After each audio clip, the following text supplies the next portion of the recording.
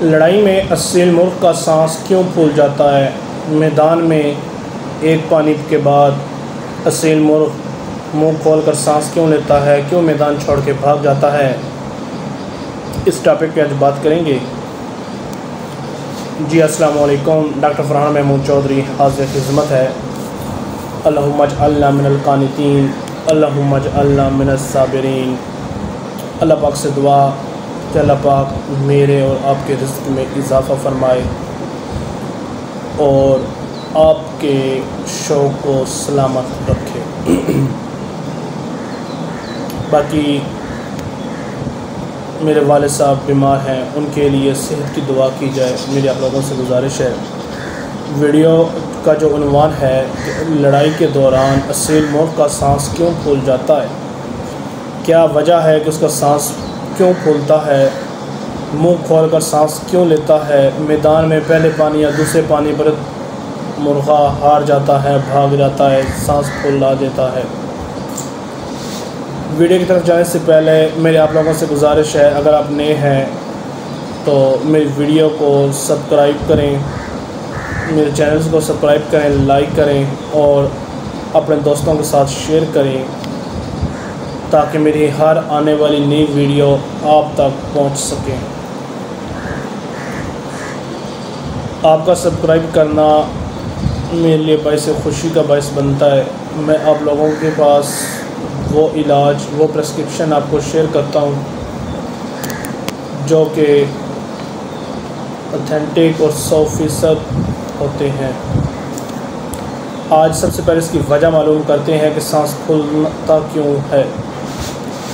इसमें कुछ वजह आ जाती हैं, गर्मी, गर्म खुराक देना, आजकल के मौसम में बाजरे का देना, या फिर असील मुल्क के मैदे, जिगर, इसकी गर्मी की वजह से भी हो सकता है।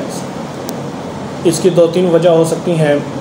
सबसे पहली वजह बंद करके रखना, पिंजरे में, टोकरे में, खुटे में मुर्ग को बंद करके रखना, वर्जिश ना करवाना, जंप ना करवाना, दौड़ाना नहीं। दिन में कम से कम 40 से 50 मिनट आप अपने परिंदे की वर्जिश को यकीनी बनाया करें।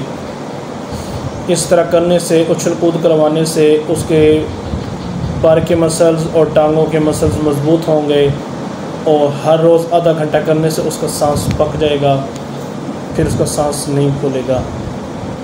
दूसरी वजह,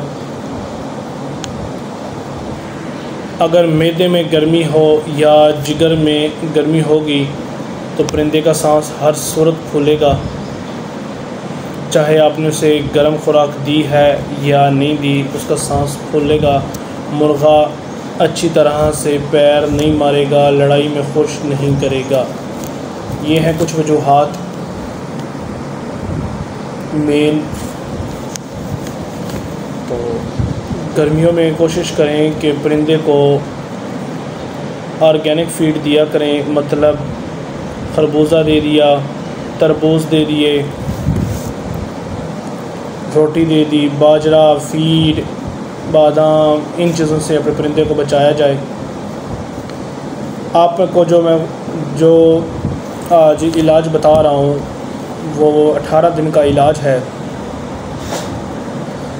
आपने हर रोज़ 10 से 12 दाने किशमिश, सूखी हुई किशमिश बड़े शौक़ से खाई जाती है, लेकर इसको रात को भिगो देना है और सुबह सवेरे पानी को ज़ाया कर दें और किशमिश जो है वो अपने परिंदे को खिला दें।